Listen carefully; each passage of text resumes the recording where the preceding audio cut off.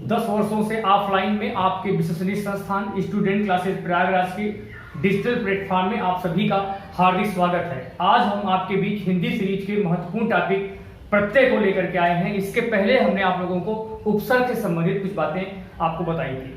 तो चलिए आज हम इस क्लास में जानेंगे कि प्रत्यय के प्रकार क्या होते हैं, कि प्रत्यय को हम कहते किसे हैं और प्रत्यय में आधारित प्रश्न आपके कितने प्रकार के प्रश्न आपकी परीक्षाओं में बनते हैं। तो चलिए सबसे पहले हम यह जान लेते हैं कि प्रत्यय में हमारे कितने प्रकार के और कैसे कैसे प्रश्न बनते हैं। तो चलिए आज मैं शुरू कर रहा हूं आपके पहले प्रश्न को, जिस प्रकार के प्रश्न आपकी परीक्षाओं में प्रत्यय से बनते हैं। ये आपका पहला प्रश्न है कि चूहा शब्द का स्त्रीलिंग बनाने के लिए हमें कौन सा प्रत्यय जोड़ना पड़ेगा। ये आपके सामने 4 विकल्प हैं। पहला विकल्प है आपका नी, दूसरा विकल्प है आपका ई, तीसरा विकल्प है ईया और चौथा विकल्प है आपका आयन। तो आप देख सकते हैं इस प्रश्न में आपको यह बताना है कि हम इसमें कौन सा प्रत्यय जोड़ दें कि हमारा जो पुल्लिंग था वह स्त्रीलिंग में परिवर्तित हो जाए। तो ये पहले प्रकार का प्रश्न था। अब आप आइए अब हम देखते हैं ये दूसरे प्रकार का प्रश्न, जिसमें आपसे पूछा गया है कि घुमक्कड़ शब्द में कौन सा मूल शब्द है।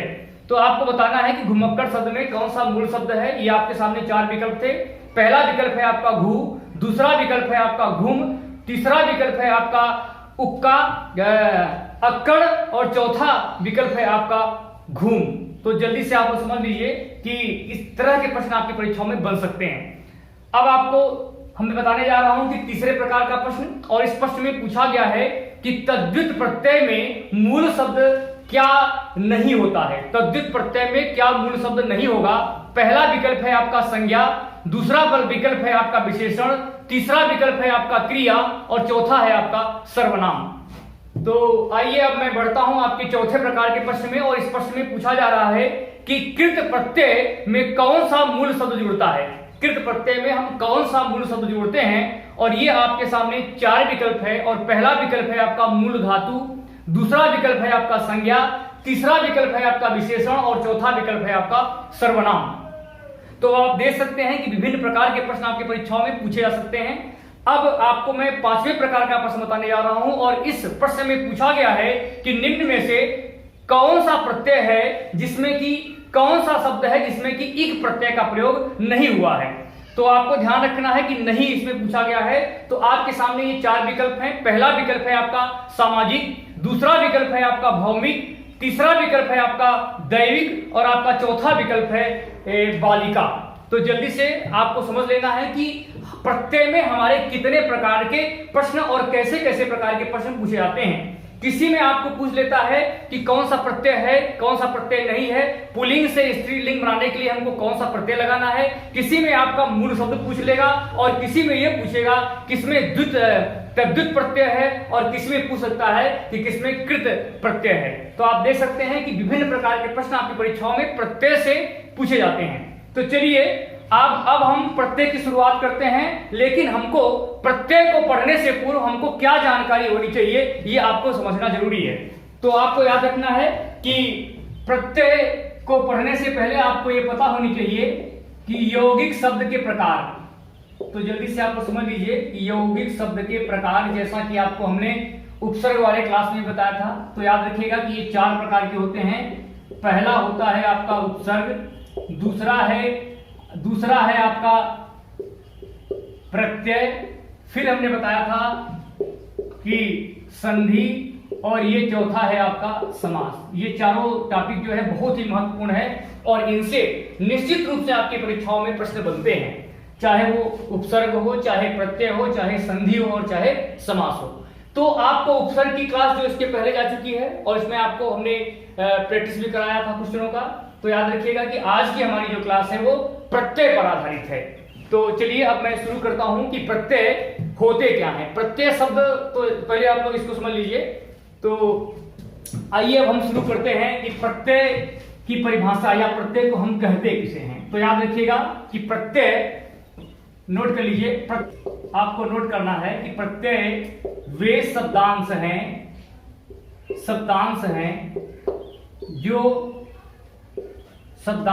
जो मूल शब्द के पहले है, जो मूल शब्द के अंत में जुड़कर उसके अर्थ को बदल देते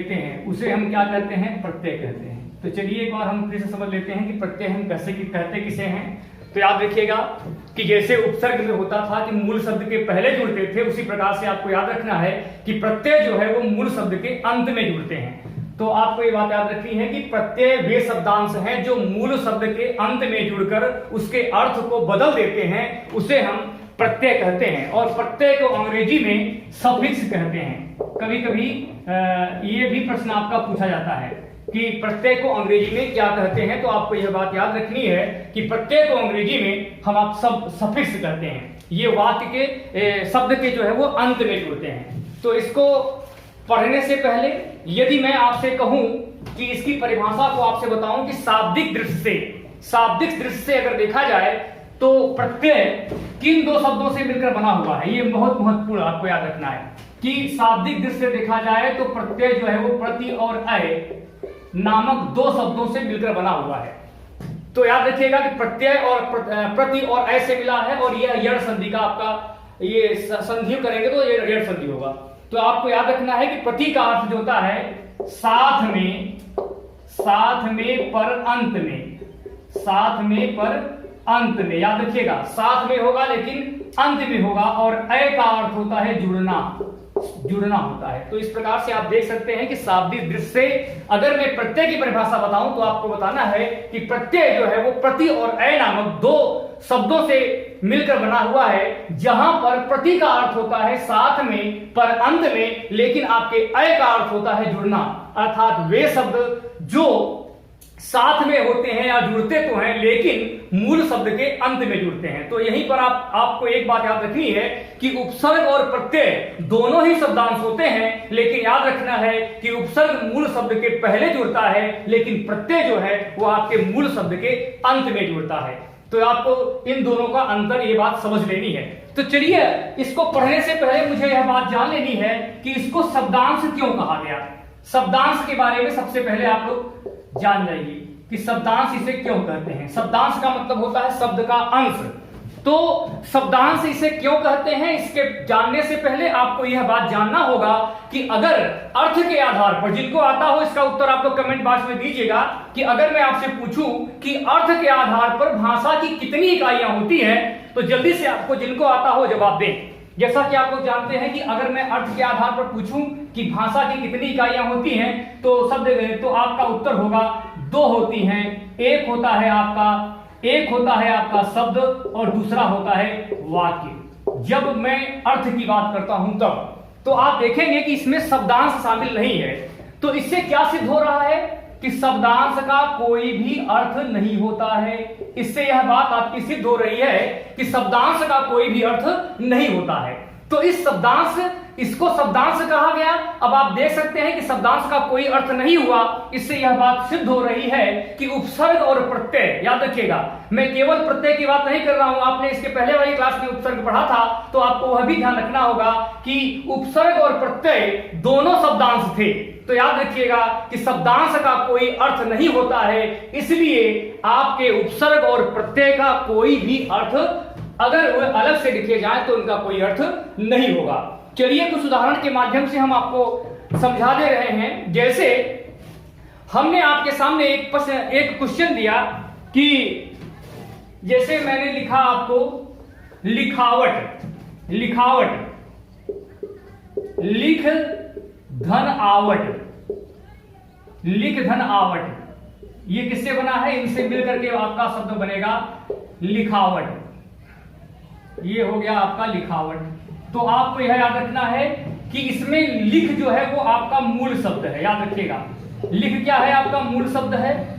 और लिख जो है वो क्रिया है। ये क्या है? लिखना। अगर आप लिखेंगे तो ये क्रिया हो जाएगी, तो ये मूल शब्द हो गया। और ये जो आपका आवट है, यह आवट शब्द जो है वो आपका क्या है? यह आपका प्रत्यय है।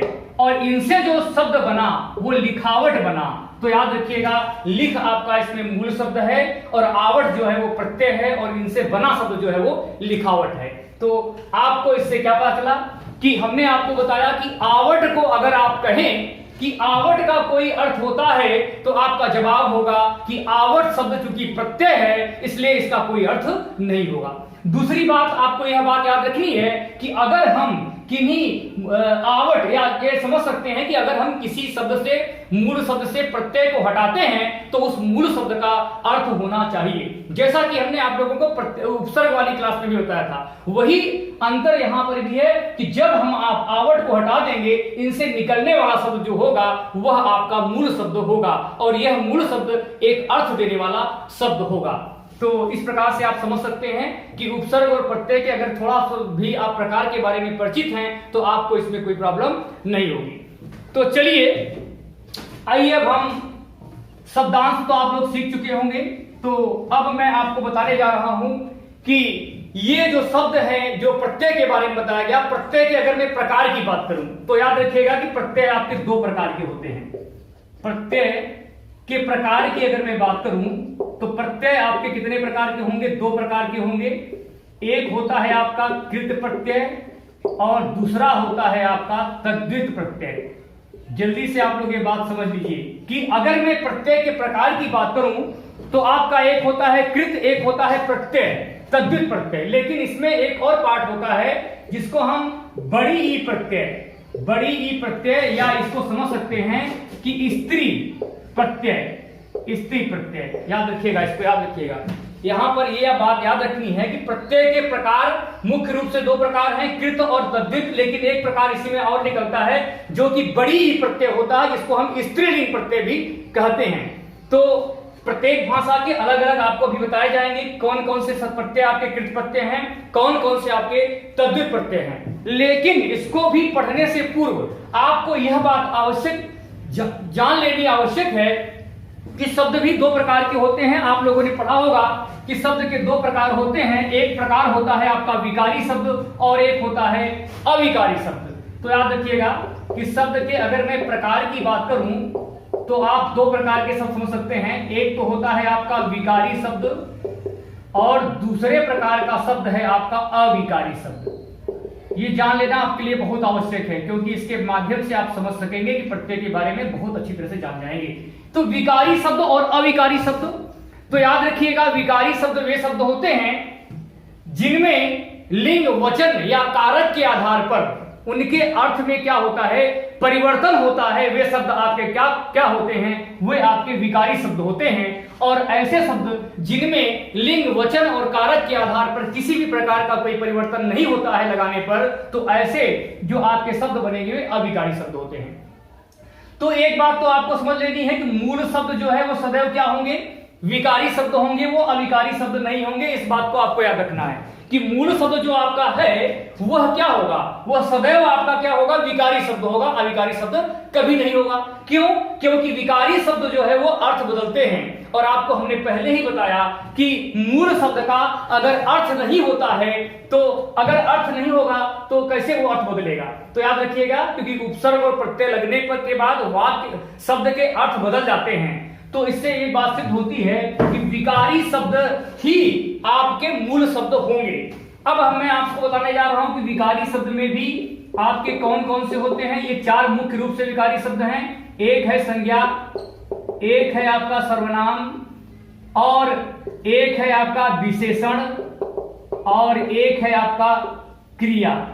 इस बातों को आपको ध्यान रखना है कि शब्द कितने हो गए, विकारी शब्द क्या हो गए। एक बात इससे निकल के आई कि जो शब्दांश हमारे होंगे, जो आपके मूल शब्द होंगे वो सदैव विकारी शब्द होंगे, अविकारी शब्द नहीं होंगे क्योंकि वो अर्थ बदलते हैं, इसीलिए वह विकारी होंगे। अब मैं बात करता हूं कि विकारी शब्द कितने प्रकार के होते हैं। तो याद रखिएगा कि विकारी शब्द हिंदी में चार हैं और वे चार हैं क्या, आपके संज्ञा है, सर्वनाम है, विशेषण है और क्रिया है।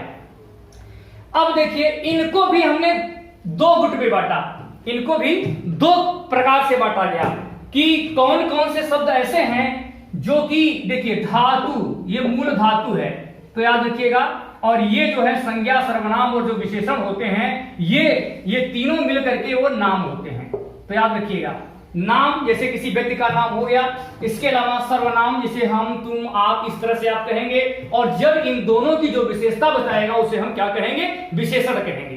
तो अब आप समझ चुके होंगे कि ये जो होते हैं वो नाम धातु नाम होते हैं और ये क्रिया जो है वो धातु से जुड़ी होती है। तो अगर यह बात आप सीख लेंगे कि विकारी शब्द के चार पार्ट हुए, चार मान हुए, संज्ञा है, सर्वनाम है, विशेषण है और क्रिया धातु से जुड़ती है और संज्ञा जो है वो किससे जुड़ती है, नाम से जुड़ती है। तो अगर आप यहां तक सीख गए हो तो अब आगे मैं आपको बताने जा रहा हूं कि प्रत्यय को, जो अभी हमने आपको दो प्रकार बताए कि प्रत्यय के जो मुख्य दो प्रकार हैं, उसमें से पहला प्रकार जो आपका होगा वो कृत प्रत्यय होगा। जल्दी से आप लोग समझ लीजिए, पहला प्रकार आपका कृत प्रत्यय और दूसरा प्रकार जो आपका है वह है आपका तद्युत प्रत्यय। तो सबसे पहले आप लोग ये बात समझ लीजिए कि कौन कौन से प्रत्यय जो है कृत प्रत्यय होंगे और कौन कौन से प्रत्यय आपके ऐसे हैं जिन्हें कि हम क्या करते हैं, तद्युत प्रत्यय करते हैं। तो सबसे पहले आप लोग ये सीख लीजिए, पहली हेडिंग आप लोग लिखिए कि कृत प्रत्यय हम किसे कहते हैं। तो याद रखिएगा, पहली हेडिंग लिखिए आप लोग कृत प्रत्यय के बारे में। ऐसे प्रत्यय जो क्रिया के साथ उनकी धातु से जुड़ते हैं, वे शब्द आपके कृत प्रत्यय कहलाते हैं। क्या कहलाते हैं, कृत प्रत्यय कहलाते हैं। और इनसे बनने वाले शब्द जो होंगे वे कृदंत कहलाएंगे। याद रखिएगा, कृत प्रत्यय किससे जुड़ते हैं, तो आपको याद रखना है कि कृत प्रत्यय जुड़ते हैं आपके क्रिया से, जो कि अभी हमने आपको बताया कि विकारी शब्द ही मूल शब्द होगा। तो याद रखिएगा कि कृत प्रत्यय किससे जुड़ते हैं, क्रिया से जुड़ेंगे। जैसे हम आपको एक उदाहरण के द्वारा दिखा देना चाहते हैं, जैसे हमने आपको लिखा, एक उदाहरण लिख लीजिए। जैसे हमने आपको उदाहरण के रूप में लिखा कि लिख धन आवट मिल करके आपका बनेगा, ये होगा लिखावट।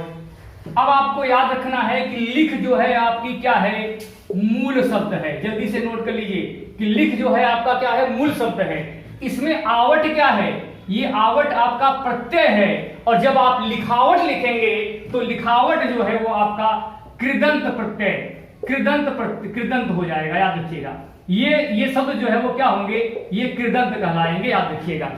अब देखिए इसमें प्रश्न कैसे आपके बन सकते हैं, कभी पूछ सकता है कि लिखावट शब्द में लिख जो है वो मूल शब्द है, क्या है, तो आप बताना है कि लिख जो है वो मूल शब्द है। अगर आपसे पूछ ले कि लिखावट शब्द में कौन सा शब्द प्रत्यय है, तो आपको बताना है कि आवट शब्द जो है वो प्रत्यय होगा। और जो लिखावट शब्द है उसे क्या कहेंगे, तो याद रखिएगा कि इसे हम कृदंत शब्द कहते हैं। तो एक बात आपको याद रखना है कि जो कृत प्रत्यय होते हैं वो क्रिया से जुड़ते हैं, अर्थात मूल शब्द से जुड़ते हैं। ये लिख में ना जोड़ेंगे तो लिखना बनेगा। और याद रखिएगा कि लिख जो है वो आपका क्या है, ये कर्ता है, मूल शब्द है। इसी बात को आपको ध्यान रखना है। इसी के माध्यम से आप यह बात समझ सकते हैं कि इसमें कृत प्रत्यय क्यों है, क्योंकि कृत प्रत्यय वे प्रत्यय होते हैं जो कि जुड़ते हैं किससे, आपके कर्ता या मूल शब्द से जुड़ते हैं। तो इस बात को आपको याद रखना है, जिससे कि आप क्या करेंगे कि मूल शब्द से परिचित हो जाएंगे और किस प्रकार के आपके परीक्षाओं में प्रश्न बनते हैं यह बात आप सीख जाएंगे। चलिए अब मैं आपको बताने जा रहा हूं कि तद्धित प्रत्यय किसे कहते हैं। तो जल्दी से आप लोग समझ लीजिए कि तद्धित प्रत्यय हम किसे कहते हैं। तो लिखिए कि ऐसे प्रत्यय जो संज्ञा, सर्वनाम और विशेषण, याद रखिएगा, ऐसे शब्द जो संज्ञा, सर्वनाम और विशेषण के साथ जुड़ते हैं उसे हम तद्धित प्रत्यय कहते हैं। तो याद रखिएगा कि संज्ञा, सर्वनाम और विशेषण के साथ जुड़ने वाले जो शब्द होंगे वे आपके तद्धित शब्द कहलाएंगे। और उनसे जो मिल करके जो शब्द बनेगा उसे हम तद्धितांत क्या कहेंगे, तद्धितांत कहेंगे। तो इसको आप लोग याद रखिएगा, तद्धितांत। तो चलिए इस कुछ उदाहरण के माध्यम से हम इसको आपको समझा दे रहे हैं। जैसे हमने आपके सामने लिखा सुंदर, सुंदर में अगर हम ताज शब्द जोड़ दें तो सुंदरता बन जाएगा। सुंदर में अगर हम ता जोड़ दें तो ये क्या बन जाएगा, सुंदरता बन जाएगा। अब आप देखेंगे ये सुंदर है वो क्या है, ये विशेषण है, ये विशेषण है। और ता जो है इसमें क्या है, आपका प्रत्यय है। और सुंदरता जो है वो क्या होगा, ये आपका तद्धितांत, जल्दी से आप लोग नोट कर लीजिए। इस प्रत्यय को हम क्या कहेंगे? तद्धितांत कहेंगे।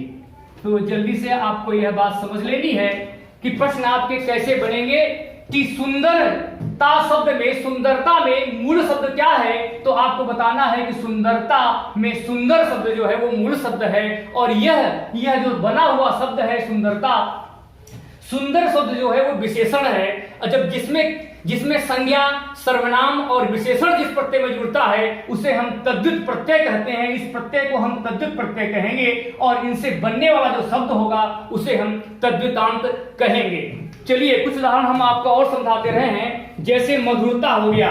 इसके अलावा आपको हमने यहां लिखा मामा, धन एरा, मिल करके आपका बनेगा ममेरा। तो आपको याद रखना है कि मामा है क्या, इसमें मामा यहां पर आपका संज्ञा है, और एरा इसमें प्रत्यय लग गया, और इनसे बना हुआ शब्द जो ममेरा होगा वह आपका तद्धितांत हो जाएगा। जैसे चाचा और एरा, चाचा शब्द में एरा प्रत्यय लगाने पर आपका चचेरा बन जाएगा। इसी प्रकार से बहुत से आपको उदाहरण मिलेंगे जिसके माध्यम से आप समझ पाएंगे कि जो शब्द है वे कृत प्रत्यय के कौन कौन से शब्द हैं, और कौन कौन से शब्द ऐसे हैं जो कि तद्धित प्रत्यय के हैं, और इनसे बनने वाले शब्द को हम क्या कहते हैं। तो अब हमें उम्मीद है कि आप लोगों को ये समझ में आ गया होगा कि हम प्रत्यय को कितने पार्ट में बांटते हैं, और इनसे जो बनने वाले शब्द होंगे वे क्या कहलाएंगे। तो जल्दी से आप लोग यहां तक समझ लीजिए। चलिए अब मैं आप लोगों को प्रत्यय से संबंधित कुछ महत्वपूर्ण बातों को बताने जा रहा हूं कि इनसे कौन कौन सी बातें आपको निकल करके आपके सामने आ रही हैं। पहली बात आप लोग समझ लीजिए कि प्रत्यय आपके क्या होते हैं? शब्दांश होते हैं, नंबर एक बात। दूसरी बात आपको याद रखनी है कि प्रत्यय जो शब्द होते हैं वे यौगिक शब्द होते हैं। क्यों होते हैं? जैसा कि हमने आपको शुरू में ही बताया कि जो यौगिक शब्द होते हैं, प्रत्यय यौगिक शब्द क्यों होते हैं? क्योंकि हमने बताया था कि अगर भाषा के यौगिक शब्द के आधार पर बांटा जाए तो हिंदी भाषा को चार प्रकार के मान होते हैं, और एक होता है आपका उपसर्ग, दूसरा होता है आपका प्रत्यय, तीसरा है आपका संधि, और चौथा है आपका समास। तीसरी बात आपको याद रखनी है कि प्रत्यय मूल शब्द के अंत में जुड़ते हैं। तो जैसा कि इसके पहले आपने पढ़ा था कि उपसर्ग के बारे में, उपसर्ग जुड़ता था शुरू में, लेकिन प्रत्यय कहां जुड़ेंगे? तो प्रत्यय आपके मूल शब्द के अंत में जुड़ेंगे। तीसरी बात आपको याद रखनी है कि प्रत्यय लगाने से उसका अर्थ जो है वो बदल जाता है। लेकिन अगर मैं प्रत्यय कहीं अकेला लिखा हुआ है तो उसका कोई अर्थ नहीं होगा। तो याद रखिएगा कि प्रत्यय लगाने से उसका अर्थ बदलता है, लेकिन अगर मैं कहूं कि प्रत्यय का कुछ अर्थ होता है तो जो प्रत्यय हम निकालेंगे उसका कोई भी अर्थ उसका नहीं बनेगा, लेकिन जब शब्द में जुड़ जाता है तो वो उसके अर्थ को बदल देता है। अच्छा, फिर आपको समझना है कि प्रत्यय के योग में क्या होती है? संधि नहीं होती है। पहली बात समझ लीजिए, जैसा कि आपको हमने बताया था कि उपसर्ग में आपका संधि भी होता था, समास भी होता था, और लेकिन इसमें प्रत्यय में आपका संधि नहीं होगा, बल्कि सामासिक पद में होते हैं और संयोग होते हैं। तो इस बात को आपको याद रखना है। तो कुछ मुख्य पॉइंट थे जिसके बारे में हमने अभी आपको समझा दिया कि किस प्रकार से आप समझेंगे कि प्रत्यय होता क्या है, प्रत्यय के मूल शब्द क्या होते हैं, प्रत्यय के प्रकार क्या हैं। अगर ये सब छोटी चीजें आप समझे रहेंगे तो किसी प्रकार की आपको प्रॉब्लम नहीं होगी। तो चलिए आगे, अब मैं आप लोगों को बताने जा रहा हूं कि बड़ी ई प्रत्यय के बारे में। सबसे पहले तो आप लोग समझ लीजिए कि बड़ी ई प्रत्यय, या इसको कह सकते हैं आपका कि एक प्रकार, जैसे मान लीजिए हमने आपको लिखा क्या कि कोई उदाहरण मैंने दिया कि स्त्रीलिंग प्रत्यय के बारे में। जैसे हमने आपको दिया कि वो पुत्र, यहां पर पुत्र लिखा, और अगर हमने इसमें वती जोड़ दिया तो ये क्या हो जाएगा? ये हो जाएगा आपका पुत्रवती।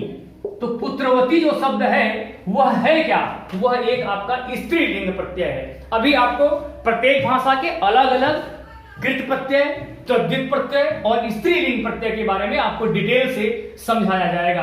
तो जल्दी से पहले आप लोग यहां तक समझ लीजिए कि प्रत्यय को आप किस प्रकार से आप अलग करेंगे।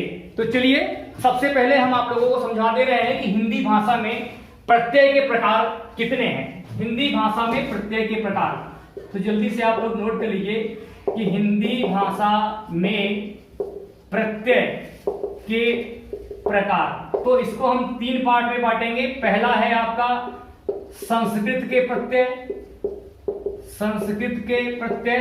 दूसरा है आपका हिंदी के प्रत्यय, हिंदी के प्रत्यय, और तीसरा है आपका विदेशी, विदेशी भाषा के प्रत्यय।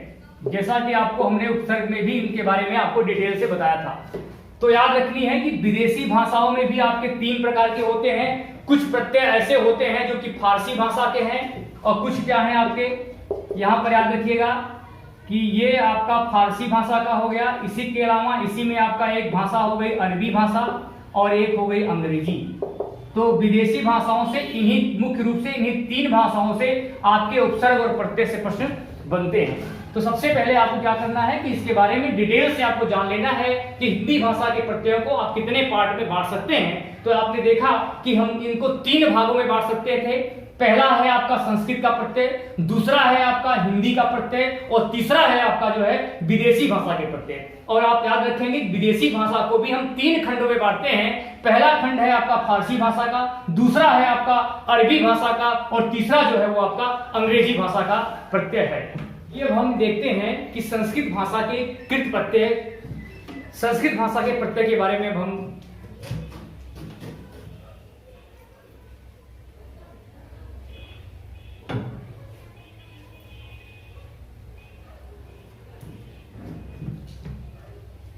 आइए अब हम देखते हैं कि संस्कृत भाषा के कौन कौन से प्रत्यय हैं। तो सबसे पहले आप समझ लीजिए कि संस्कृत भाषा के प्रत्यय को भी हमने 3 भागों में बांटा है। और ये पहला भाग आपका है कृत प्रत्यय का, दूसरा है आपका तद्धित प्रत्यय का, और तीसरा है आपका स्त्री प्रत्यय का।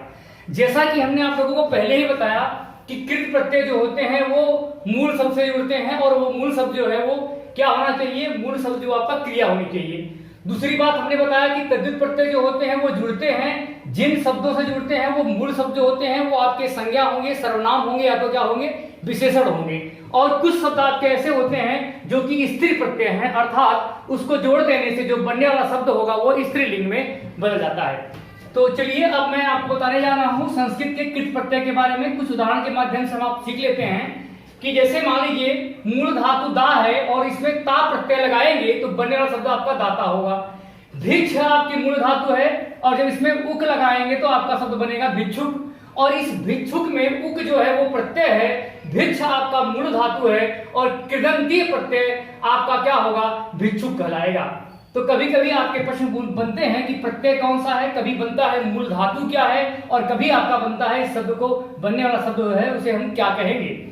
अब देखिए अगर एक शब्द आपका है गए, गए आपका मूल शब्द है, मूल धातु है, इसमें अगर आप अक जोड़ेंगे तो बनेगा शब्द आपका गायक। इसके अलावा मूल धातु आपकी खिद है, और खिद में अगर आप न जोड़ेंगे तो आपका शब्द जो बनेगा वो खिन्न हो जाएगा। इसके अलावा 10 शब्द में अगर आप अनीय प्रत्यय जोड़ेंगे तो बनने वाला शब्द जो होगा वो दर्शनीय हो जाएगा। इसी तरह से तव्य में क्री में तव्य प्रत्यय जोड़ेंगे तो कर्तव्य बनेगा, भज में ती जोड़ेंगे तो भक्ति बनेगा, और चर में अन जोड़ेंगे तो चरण हो जाएगा। ये तो हो गया किसके बारे में आपका, ये आपके कृत प्रत्यय थे। अब मैं बताने जा रहा हूं आपको संस्कृत भाषा के कुछ तद्धित प्रत्यय के बारे में। तो जल्दी से आप लोग सीख लीजिए कि इसमें जो है मनुष्य में अगर हम ता जोड़ते हैं तो मनुष्यता बनेगा, और मनुष्य जो है वो एक मूल शब्द है, और इसमें हमने ता जोड़ा तो बन गया मनुष्यता। तो ये ता प्रत्यय इसमें ता है, मूल शब्द मनुष्य है, और तद्धितांत क्या है, इसमें मनुष्यता है। जैसे मैं बात करूं आपसे लघु की, तो लघु इसमें मूल शब्द है, तो इसमें प्रत्यय है, और इनसे बनने वाला शब्द जो होगा वो लघुत्व होगा। पंडित में अगर हम यह जोड़ते हैं तो आपका बनने वाला शब्द जो होगा वो पांडित्य होगा। तर्क में इक जोड़ेंगे तो आपका शब्द तार्किक होगा। गर में अगर इष्ट जोड़ेंगे तो आपका शब्द गरिष्ठ बनेगा। अन्य में था प्रत्यय जोड़ने पर अन्यथा बनेगा। इसके अलावा दौड़ में आन प्रत्यय जोड़ने पर आपका दौड़ान बनेगा।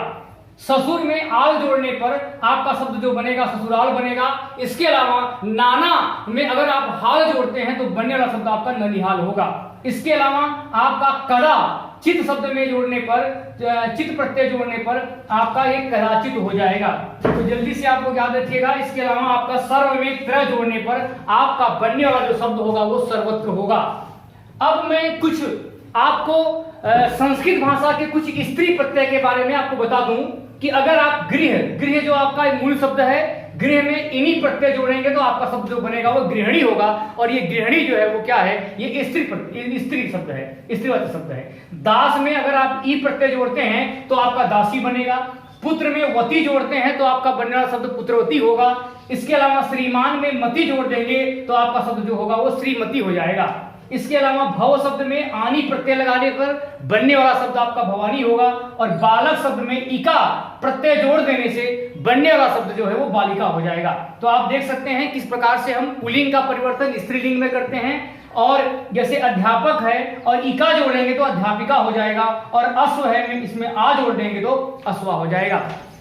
तो आपको ये बात याद रखनी है कि अगर मैं आपसे बात करूं कि संस्कृत भाषा में ऐसे कौन कौन से प्रत्यय हैं जो कि स्त्री प्रत्यय हैं, तो आपको याद रखना है कि इनी है, बड़ी ई है, वती है, मति है, आनी है, इका है, और इसके अलावा आपका एका है और आ है। ये शब्द ऐसे होते हैं, ऐसे प्रत्यय हैं जो कि पुल्लिंग वाले शब्द में जुड़ करके उसको हम उसको स्त्रीलिंग बना देते हैं। तो ये तो हो गया आपके किसके बारे में कि संस्कृत भाषा के प्रत्यय के बारे में। इसके हमने 3 खंड बताए, पहला कृत प्रत्यय, दूसरा आपका तद्धित प्रत्यय और तीसरा स्त्री प्रत्यय। अगर इनको आप लोग याद रखेंगे तो इनसे संबंधित आपको परीक्षाओं में निश्चित रूप से आपके प्रश्न बनेंगे। हम हिंदी भाषा के कुछ महत्वपूर्ण प्रत्यय के बारे में जान लेते हैं, और आप देखेंगे कि हिंदी भाषा के भी प्रत्ययों में 3 पार्ट हैं। कुछ प्रत्यय आपके होते हैं जो कि कृत प्रत्यय से बनते हैं, कुछ आपके तद्धित प्रत्यय वाले हैं और कुछ स्त्री प्रत्यय वाले हैं। तो चलिए अब हम देख लेते हैं कि ऐसे कौन कौन से प्रत्यय हैं जो कि आपके कृदंती प्रत्यय होंगे, अर्थात जो है वो प्रत्यय हिंदी भाषा के कृत प्रत्यय के बारे में देखते हैं। तो चलिए, अगर मैं पी मूल धातु में अक्कड़ शब्द जोड़ता हूं तो पियक्कड़ शब्द बन जाएगा। लड़ में अंत जोड़ता हूं तो आपका लड़ंत हो जाएगा। मिल में अगर मैं आपा जोड़ता हूं तो आपका मिलापा हो जाएगा। इसके अलावा दिख में अगर मैं आवड़ जोड़ता हूं तो दिखावट बनेगा। फिर मैं बात करता हूं घबर में अगर आप आहट जोड़ेंगे तो आपका शब्द बनेगा घबराहट। डर में अगर आप आवना जोड़ेंगे तो आपका शब्द जो बनेगा वो डरावना हो जाएगा। और तैर में अगर आप आग जोड़ते हैं तो आपका शब्द जो है तैराक बनेगा। इसके अतिरिक्त घट में अगर आप इया शब्द जोड़ते हैं, जो कि इया आपकी प्रत्यय है, घट आपका मूल शब्द है, तो बनने वाला शब्द जो है वो आपका घटिया हो जाएगा। लूट में अगर आप एरा शब्द जोड़ते हैं तो आपका शब्द जो बनेगा वह लुटेरा होगा। और हस में अगर आप अय्या प्रत्यय जोड़ते हैं तो आपका शब्द जो बनेगा वो हसैया होगा, और इसे हम कृदंती प्रत्यय कहेंगे। और औना शब्द में, खिल शब्द में अगर आप औना प्रत्यय जोड़ते हैं तो बनने वाला शब्द जो है आपको खिलौना शब्द बनेगा। तो आप ये देख सकते हैं कि कृत प्रत्यय जो शब्द ऐसे होते हैं जो कि क्रिया में जुड़ते हैं, तो ये सब जो है मूल धातु में जो है वो क्रिया है। इस बात को आपको ध्यान रखना है। चलिए अब मैं बात करता हूं आपको तद्धित प्रत्यय वाले, अर्थात इनके जो मूल शब्द होंगे वे या तो संज्ञा होंगे, या तो सर्वनाम होंगे, या तो विशेषण होंगे। जैसा कि हमने आपके सामने लिखा तेलंग और आना, ये तेलंग जो है वो मूल शब्द है और आना इसमें क्या है, प्रत्यय है। इनसे बन के जो शब्द बनेगा वो तेलंगाना होगा। तो आपको ध्यान रखना है कि इस प्रश्न में पूछा क्या गया है। कभी आपका प्रत्यय निकालना पूछ सकता है, कभी उपसर्ग, कभी ये पूछ सकता है कि इसमें मूल शब्द क्या है, और कभी यह पूछ सकता है कि यह जो शब्द है वह किस भाषा का शब्द है। इसके अलावा आपका पूछ सकता है कि यह जो है वो कृत प्रत्यय है कि कृदंत तद्धित प्रत्यय है कि स्त्री प्रत्यय है। इतने प्रकार के प्रश्न आपकी परीक्षाओं में इससे बन सकते हैं। चलिए अब मैं कुछ उदाहरण के द्वारा देखता हूं कि कुंभ आपका मूल शब्द है, इसमें कार जो प्रत्यय जोड़ेंगे तो शब्द जो बनेगा वो कुंभकार होगा। हत्या जो है आपका मूल शब्द है और इसमें आर जोड़ेंगे तो आपका हत्यारा बन जाएगा। इसके अलावा आम में अगर आप आवट शब्द जोड़ते हैं तो आपका जो शब्द बनेगा वो अमावट होगा। चिकना में आप आहट प्रत्यय जोड़ेंगे तो बनने वाला शब्द आपका चिकनाहट होगा। इसी तरह अगर आप दुख में इया प्रत्यय जोड़ देते हैं तो आपका शब्द जो बनेगा वो दुखिया होगा। अब मैं बात करता हूं ईला, रंग शब्द में अगर आप ईला जोड़ते हैं तो आपका शब्द जो बनेगा वो रंगीला होगा। इसके अतिरिक्त अगर आप लकड़ में हारा प्रत्यय जोड़ते हैं तो जो शब्द बनेगा वो आपका लकड़हारा बनेगा। तो अभी तो आप लोग हिंदी भाषा के कुछ आप कृत प्रत्यय और तद्धित प्रत्यय के बारे में आप जान चुके हैं। चलिए अब मैं आपको बताने जा रहा हूं कि स्त्री प्रत्यय, हिंदी भाषा के कुछ महत्वपूर्ण स्त्री प्रत्यय क्या है, अर्थात जिसको आप जोड़ देंगे तो जो शब्द आपका बनेगा वो स्त्रीलिंग में बदल जाएगा। जैसे यहां पर आपको मैंने दिया घोड़ा, घोड़ा में ई लगाएंगे, ई प्रत्यय जोड़ेंगे तो आपका शब्द जो है घोड़ी बन जाएगा। जैसा कि आप जानते हैं कि घोड़ा जो है वो आपका है क्या, घोड़ा आपका ये पुल्लिंग है और जब घोड़ी ई प्रत्यय लगा के आप बनाएंगे तो घोड़ी बन जाएगा। या समझ सकते हैं कि चाचा में ई लगाएंगे तो चाची, इसी तरह से बहुत शब्द आपके बन सकते हैं, तो आपको इस बात का ध्यान रखना है कि क्या इसमें पूछा जा रहा है। इसके अतिरिक्त आप देख सकते हैं कि यहाँ पर जो आपका शब्द दिया है आनी, राजपूत शब्द में अगर आप आनी प्रत्यय जोड़ते हैं तो जो शब्द बनेगा वो राजपूतानी होगा। राजपूत आपका पुल्लिंग है और राजपूतानी जो शब्द बनेगा वो आपका स्त्रीलिंग होगा। तेली, तेली में अगर आप इन जोड़ेंगे तो तेलिन हो जाएगा। इसके अलावा चूहा में अगर आप इया प्रत्यय जोड़ते हैं तो आपका चूहिया बन जाएगा, जो कि फीमेल या स्त्रीलिंग प्रत्यय है। शेर में अगर आप नी जोड़ते हैं तो आपका शेरनी हो जाएगा, और पंडित में अगर आप आइन जोड़ते हैं तो पंडिताइन हो जाएगा। इसके अतिरिक्त अगर आप लाला में आइन जोड़ते हैं तो ललाइन बन जाएगा। तो इस प्रकार से आप देख सकते हैं कि बहुत से शब्द ऐसे हैं जो कि ऐसे प्रत्यय भी होते हैं जिनको लगा देने से आपका जो शब्द है वो पुल्लिंग से स्त्रीलिंग बदल जाएगा। तो अगर आपको इन प्रत्यय के बारे में जानकारी है तो इनके माध्यम से आप ये सीख सकते हैं कि आसानी से बता पाएंगे कि कौन सा शब्द आपका पुल्लिंग है और कौन सा स्त्रीलिंग है। जब जिसकी जरूरत अभी आगे आपको मैं बताऊंगा, जब मैं लिंग के बारे में बताऊंगा कि कौन सा लिंग है, तो इन प्रत्यय के माध्यम से भी आप इन शब्दों को अलग करना सीख जाएंगे। तो चलिए, आप लोगों ने हिंदी भाषा के कुछ प्रत्ययों के बारे में आप लोगों ने जानकारी ले ली, तो हम विदेशी भाषाओं के कुछ प्रत्यय के बारे में जान लेते हैं। तो सबसे पहले आप याद रखिए कि हम बताने जा रहे हैं कि फारसी भाषा के कौन कौन से आपके कृत प्रत्यय हैं और फारसी भाषा के कौन से तद्धित प्रत्यय हैं। इसके अलावा आपको बताएंगे कि अरबी भाषा के कौन से कृत प्रत्यय हैं और यहाँ पर अरबी भाषा के कौन कौन से आपके तद्धित प्रत्यय हैं। तो चलिए मैं शुरू करता हूं आपको फारसी भाषा के कृत प्रत्यय से। तो चस्प में अगर आप आ लगा देंगे तो चस्पा बन जाएगा। चस्प आपका मूल शब्द है और आ जो है इसका प्रत्यय है। दान शब्द में आ प्रत्यय लगा देने से आपका दाना बन जाएगा, और ये दाना जो शब्द है वो फारसी भाषा का शब्द है।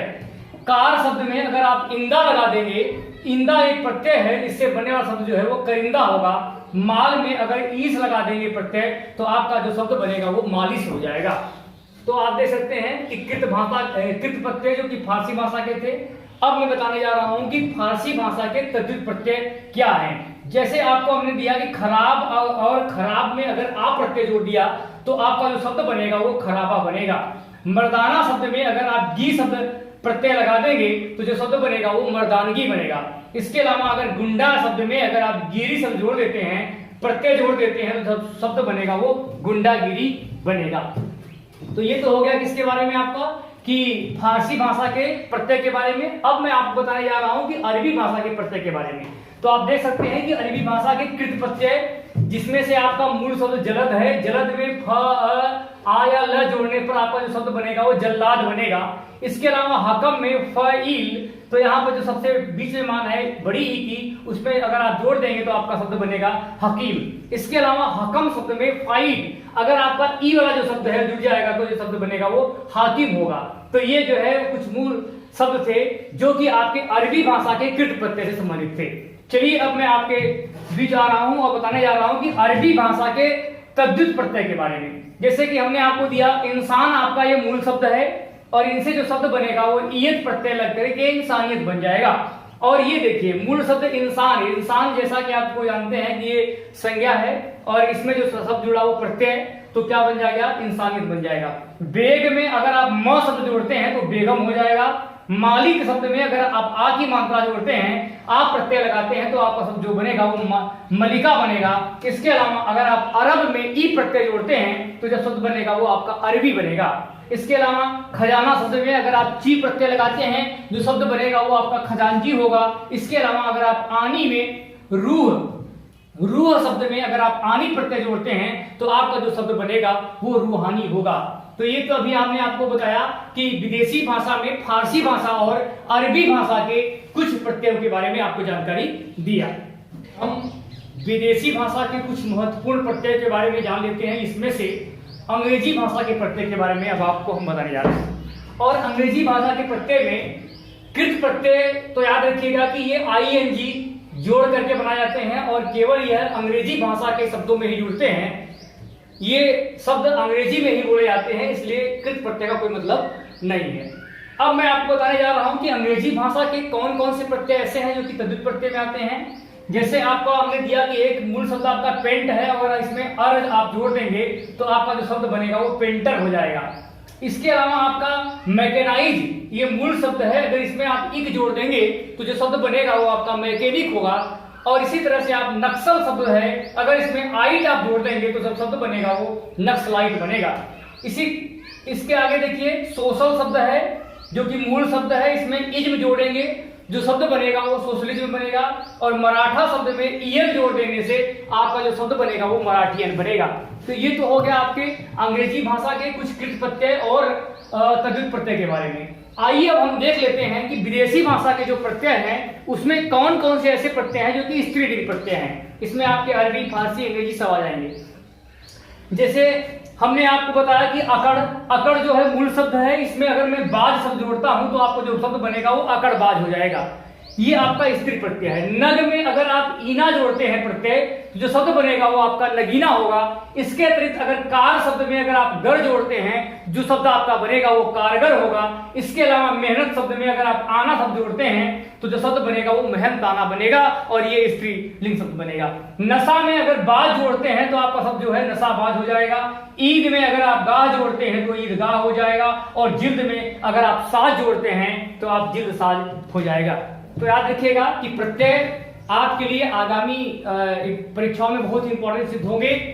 और इसके माध्यम से आप एक चीज और पता कर पाएंगे कि दिया गया शब्द आपका पुल्लिंग है कि स्त्रीलिंग है। यदि आपको उपसर्ग और प्रत्यय अलग करना आपने सीख लिया और आपको इस प्रत्यय के बारे में पता है कि कौन कौन से प्रत्यय ऐसे होते हैं जो आपके स्त्रीलिंग प्रत्यय होते हैं, तो इसके माध्यम से आप पुल्लिंग और स्त्रीलिंग में भी भेद करना सीख जाएंगे।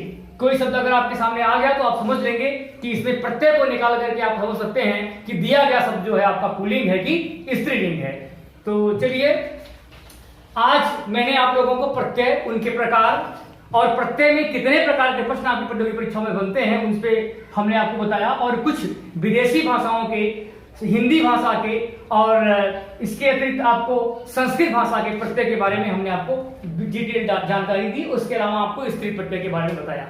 तो आज की क्लास मैं यही समाप्त करता हूं। आगामी क्लास जो आपकी होगी वह आपको टेस्ट के रूप में मिलेगी और लाइव टेस्ट आपको दिया जाएगा, जिसमें आपको करीब 60 प्रश्न आपको दिए जाएंगे जो कि आपके आज तक हमने जो YouTube पे जितनी भी हमने क्लास हिंदी की भेजी है उस पर आधारित रहेंगे, जिसमें आपका वर्णमाला में स्वर और व्यंजन, इसके अलावा शब्द भेद में जितने भी टॉपिक आपको पढ़ाए गए, चाहे वो उपसर्ग प्रत्यय का हो, चाहे वह जो भी पढ़ाया गया आपको, तद्भव है, तत्सम है, देशज है, विदेशज है, संकर शब्द है, योग, रूढ़, यौगिक, इन सब बारे में जो भी बताया गया, इनको आप लोग विधिवत एकदम कंप्लीट तैयार रखिएगा, क्योंकि आगामी क्लास जो आपकी है वो टेस्ट की क्लास है, जिसमें आपको लाइव आना, हम लाइव आएंगे और आपके सामने एक एक प्रश्न करके आपके सामने मिलता जाएगा और उसको आपके लिए समय मिलेगा। और उसमें आपको क्या करना है कि एक एक प्रश्नों का उत्तर, जैसा कि आपको इसके पहले मैंने टेस्ट कराया था तो आप लोग परिचित हैं, कमेंट बॉक्स में उसका उत्तर आपको एक के बाद एक देते जाना है।